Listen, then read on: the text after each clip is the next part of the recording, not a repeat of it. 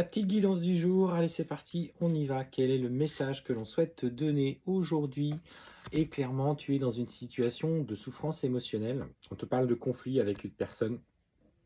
Pardon, les mots ont dépassé un petit peu les pensées. On parle de beaucoup de rancune. Vous êtes tous les deux un petit peu rentrés dedans par une communication qui était trop excessive. Parce qu'on sent que voilà, il y a des sentiments qui sont forts, qui vous mènent, mais justement parce que ces sentiments sont forts, que quand ça éclate entre vous, c'est particulièrement compliqué à gérer.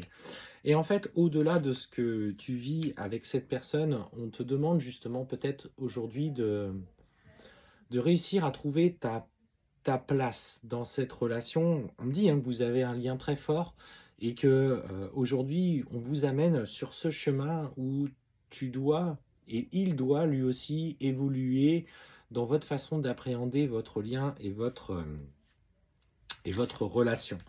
Alors et en fait, ce qu'on sent, c'est que derrière ce travail que tu dois faire, que tu peux faire, parce que tu dois, on ne doit pas dire tu dois, mais que tu peux faire, ce travail de libération suite à ces rancunes, lâcher prise déjà dans un premier temps, abandonner le fait que tu n'aies pas de contrôle et que lui aussi, il avait peut-être des choses à te dire, accepter d'entendre ce qu'il a besoin de voir, comme accepter d'entendre ce que tu as besoin de voir en toi. Et en fait, tu vas recevoir un message où tu vas avoir un choix à faire. Donc on te dit de bien te poser, de bien faire preuve de sagesse avant de répondre. On te dit d'écouter ta voix intérieure et surtout euh, d'écouter ce qui vibre avec toi par rapport à cette personne. Parce qu'en fait, on sent, hein, que tu vas recevoir d'ailleurs pas mal de messages, on me parle d'abondance, etc. Quitte à vivre une période de stagnation.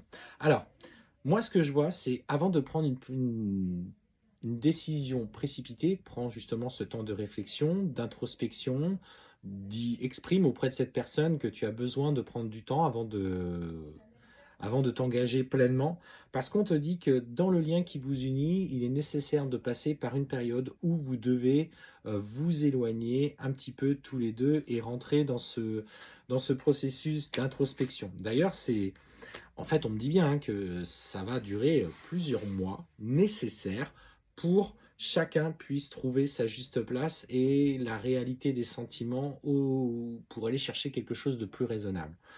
Pourtant, clairement, on te dit que une fois que vous aurez fait le point, il apparaîtra évident pour vous que cette relation est celle sur laquelle vous êtes amené depuis le début de votre rencontre et que la nature des sentiments que vous avez va au-delà d'une relation lambda, d'une relation classique.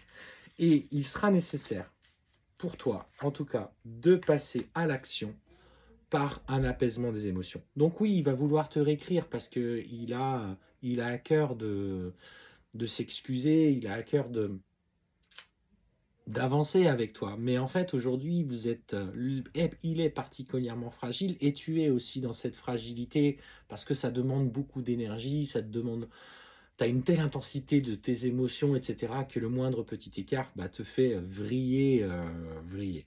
Donc, fais le choix aujourd'hui de ralentir cette communication, de ralentir le fait de vous voir, d'accepter de prendre un petit peu de distance avec lui parce que c'est un cadeau que tu vas te faire et c'est un cadeau que tu vas lui faire en justement redécouvrant un petit peu cette part de vous sensible.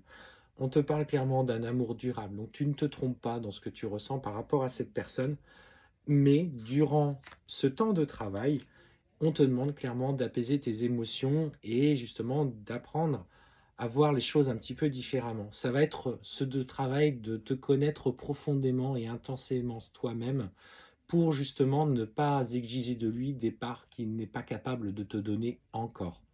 Voilà, c'était ce petit message. Euh, Surtout, dans ce que vous ressentez, écoutez, gardez confiance dans ce que vous dicte votre âme, quelle que soit la situation du moment.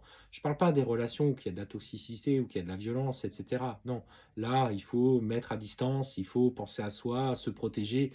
Mais là, on est sur des relations qui sont respectueuses, où malgré les choix ou même des mots qui ont été un petit peu plus difficiles, il y a du respect. Et c'est ça finalement le plus important.